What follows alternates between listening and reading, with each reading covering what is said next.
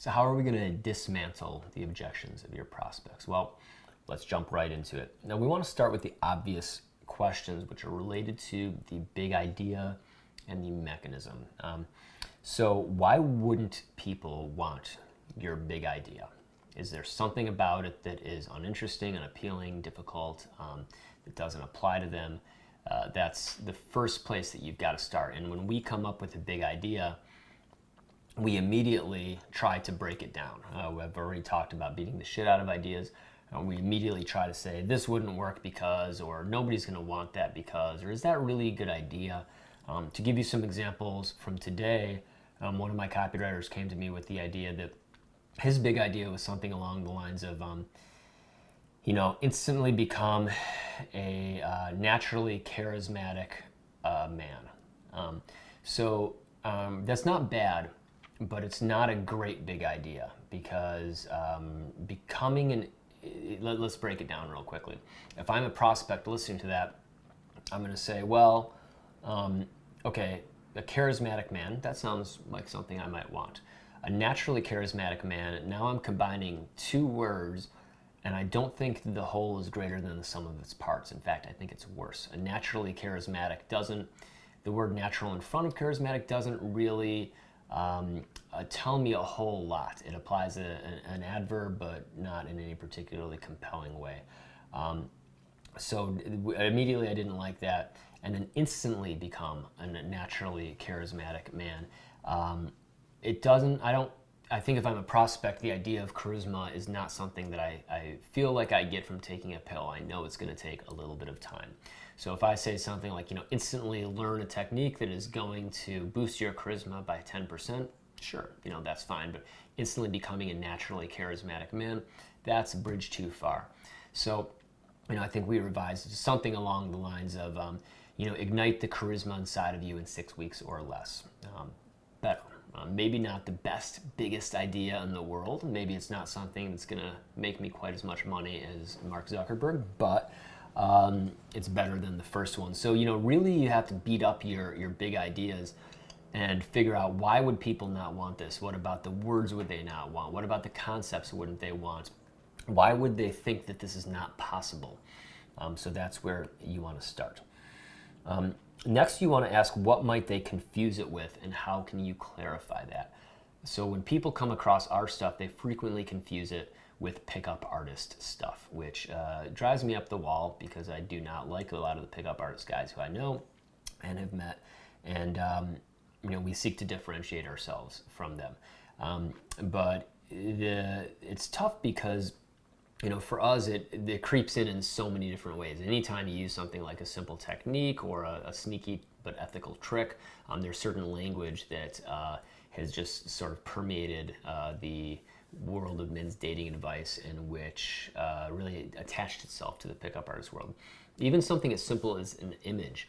So we have been running Facebook ads. One of them had an image of a guy with two girls on either side of him on a nice couch.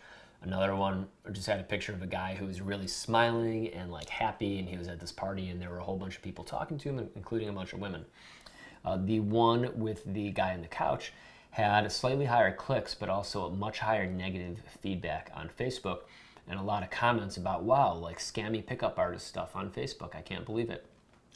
So, even in the imagery and even in all aspects of your funnel and the way you present it, if people are confusing it with something else, you want to do your best to take that confusion away from them. So that's the next objection is, in the start of the sales letter, it says something, I'll teach you how to do this without having to spend a whole lot of money, without having to become an alpha male douchebag and blah, blah, blah. And you also do it without resorting to manipulation, sneaky tactics, or any pickup artist nonsense. So right at the start, we're saying, hey, these are objections that we know we have to overcome. So at the very least, if you know what people might confuse you with, it's going to prepare you to overcome objections very early on and establish yourself as someone different. This will become important whether you're an app, whether you're selling information products, what have you. Another question you need to ask is, why wouldn't your mechanism work for your product? or for your prospect. So is there something about your mechanism that just would not deliver the results that you're saying you've got to deliver? So when we come up with any of our mechanisms, the questions that we ask ourselves are these easy? Are they achievable? Do they realistically seem like something that someone would be able to use to accomplish their goals? And are they too good to be true? If it's too good to be true, then that also sets off a whole lot of alarm bells, brings in low quality customers, and generally comes across as a bit scammy. Another one, what about your offer? Whether it's the pricing or the product itself or the path through your offer to get to the checkout page would be difficult for your prospect. So is the pricing just too much? We're discovering right now that prices that we used to run are seem to be too high in the world of apps, where people are buying stuff for $1 or $2 or $10 for a Kindle book at max. So what about your offer? Is it the pricing? Is it the product itself? Are they not excited about the product, the way it's delivered? Again, as I record this right now, it's interesting. There's a movement slightly away from digital products and back into physical products. People like the idea of getting a book or getting something handed to them. Perhaps we'll make that part of this whole thing. And how about the path itself? Are there, as people go through the funnel, are there things that they might take objection to? Are there, things that you've put in place that make things more difficult, that look scammy or what have you? Are anything that is making your prospect's life difficult? So those are the obvious big questions. Why wouldn't someone want your big idea? What might they confuse it with, and how can you clarify that? Why wouldn't your mechanism work for your product? And what about your offer, whether it's the pricing, the product, or the path would be difficult for your prospect? Then they're going to have specific objections as well. We'll talk about how to grab those in a second. But in terms of dealing with objections in general, let's understand that objection handling is a conversation. It's kind of a back and forth where you're having this internal conversation. You're trying to come up with specific objections for your product.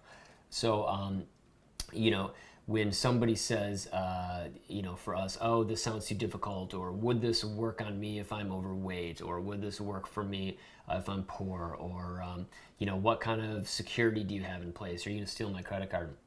Those are all, valid objections that someone might have. So whenever we get an objection, what we want to do is we don't want to argue. We don't want to immediately give a person a hard push back. That's just likely to take their walls up higher. Instead, we kind of want to bring them in closer and almost give them a hug and push them off in a different direction. So, in that sense, we call it reframing. So rather than pushing back against somebody and having them, get tighter in their position or their uncertainty, we just want to bring them in. So a couple of good examples. From one of our courses, it's called the 10 Code. It's a higher end course that we teach about how to live your dream life as a man. It's an expensive course, and we do talk about how it's a transformational course. It's going to take you at least 12 weeks to implement this, and probably quite a bit longer. So one of the objections that we've received from some guys is, well, it's too late for me to make these changes. I'm like, in my 40s or 50s, I just feel like, I'm past my prime in my life. So do we argue back with a, no, it's not. You could make changes at any time. We don't specifically say no. We ask them to reframe it. We say, well, how many years do you have left in your life? Do you want those years to be amazing? Do you want those years to be your dream life? If you could only invest 12 weeks right now and guarantee that, let's put it this way. If you could invest 12 weeks right now and guarantee that the next 36 weeks would be amazing, would you do that? That's less than a year.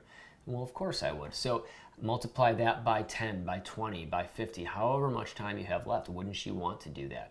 So we're trying to reframe it and not just put it as a hard, no, it's not. Of course not. We want to give them the context for thinking about their objection in a different light. So, another one that we get is, my friends might think I'm crazy for buying this. And, rather than, that's for a girlfriend, and rather than saying, oh, no, of course they won't, every guy would, or don't tell them or anything like that. We're not going to say that. We're going to say something along the lines of, your friends think you're crazy for buying this. Well, that'll be a shame. And honestly, they'll probably be the ones asking you how you did it when you have an amazing woman in your life, because If your life's not that way right now, in 6 weeks you got this incredible girl, you're going to be bursting with confidence. I think your friends are going to be asking a very, very different question of you. So again, it's that bringing people in and refocusing their attention and reframing it towards the outcome that we want them to have. A final one of a reframe that we would want to put in place is for Very. So Very is this app that people have to install, and it's a big objection of, wow, this looks kind of difficult. Like, all my guests have to download this app and blah, blah, blah. So our reframe for that as well, that's, it's really difficult is trying to collect all these photos from all your guests, and your guests don't like to do that either. But if they all have the app, then everybody gets every photo. So it's actually much easier, and they'll really appreciate you for using this. So again, rather than this looks difficult, it's not difficult. It's really not that hard. Come on, like, you can just get all your guests to sign it up, or it's too late for me to make these changes. Yeah, it's not really too late for you to make these changes. Anybody could change it anytime if they want. Or my friends would think I'm crazy for buying this. No, they won't. No, of course they're not going to think you're crazy for buying this. They want you to succeed with women. Again, we're trying to refocus them and take their attention from, let's say, over here, where that's their objection, and bring it over here where that's the positive outcome, and use the objection handling as a way to redirect someone towards a positive outcome. So that is the key way that you want to handle these objections is, not specifically push back, but, again, redirect. So how do you solicit specific objections? Well, the easiest way to do this is to actually start asking people and talking to people. So can you survey them? Can you get somebody on the phone? And what feedback do you get, especially when you run ads on Facebook? When we run our Facebook ads, I screenshot almost every single piece of negative feedback that we get so that we can track, we can get a sense for what guys might be objecting to. And we've found some really interesting stuff that we didn't know about. Running stuff for us is quite difficult because on one hand you have guys who are, I'm not sure if I've shared this with you yet, but on one hand you have guys who are really what I call butthurt, just like they're angry about women, they've been hurt by a woman, and they think that women are the scourge of the earth. And don't change for a woman, make her change for you, those types of guys. On the other hand, you have guys who are really self-righteous and very pro-woman. Not that we are not, but they are so pro-women that they say women are objects, or are people too. They're not objects. You shouldn't manipulate them, and you should just be yourself and find someone who likes you for who you are and drop the games. And both people are kind of living in a fantasy world because there are, I won't get into the reason why, but both of those groups are living in a fantasy world, and there is this gauntlet that we have to walk down the middle that we've found to be incredibly difficult within our market. The point is you do get those objections. When we capture these objections, we try to bring them back into our marketing and maybe put them right up front when we know that we're advertising on Facebook. So we might change our ad copy as a result. We might change our images as a result. We might change the first things that people see on the landing page as a result.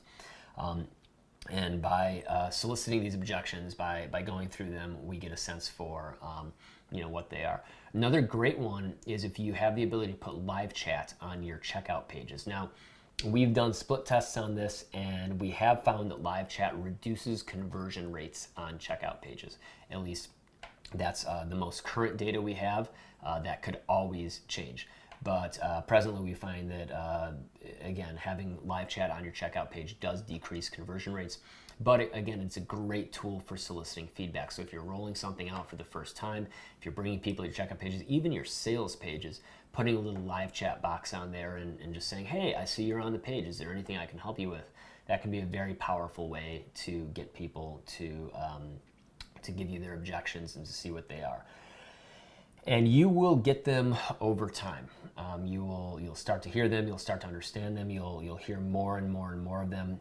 So when is objection handling done? Well, honestly, it's never really done. There will always be new objections. Every time you make a tweak over here, somebody's going to have an objection over there. But the easy work is done when the remaining objections are emotional. And that's kind of a weird thing to say, right? I shouldn't say the easy work, but the predictable work is done when the remaining objections are emotional, right? So you can knock out all of the logical objections that people would have. If we go back and we review our logical objections, you know, I can get a better price elsewhere. There's a competing product I prefer. This lacks features that are important to me. Should I buy this one or that one? At least you've done a good job of satisfying the fact that this is going to be a buyer. This person is excited in buying, and they just don't know if they're going to buy from you or someone else. So when the remaining objections are emotional, now we can use all the secret firepower that we're learning in the money button, grabbing their attention, having a compelling big idea, and closing, which we haven't talked about yet. But closing is a big piece of it. And that is going to give you the opportunity to leapfrog your competition and hopefully make a little bit of scratch in the meantime. So that is objection handling, and I hope just to summarize it, you want to, let's summarize this before we move on. You want to start with the big objections. Why wouldn't people want your big idea? What might they confuse your product or big idea with, and how can you clarify that? Why wouldn't your mechanism work for your prospect, and what about your offer would be difficult for your prospect? So those are the big ones. Then you want to run ads, get feedback, get something on your checkout page or your sales page, a live chat widget, and just see what the specific objections and questions you have are. You want to work those back into the copy. The more that you can do that, the more that you can work your copy around the objections that you're getting, the better off you will be. And of course, when you are working through the objections, you want to reframe them. So perhaps you reframe them as a story that you tell. Perhaps you reframe them in terms of a specific FAQ section of your page. Perhaps you reframe them just throughout the copy as a bullet point or a testimonial. So those are the tools that you have, and once you've handled all the big logical objections and you are left with emotional objections, you've just got to keep working on that big idea and grabbing their attention and closing them. We're going to move on from here to developing proof, trust, and authority. And this is going to be another big sort of money button component. There's quite a bit here. So spend some time thinking about your objections, but this next one blends really well into what we've just been talking about.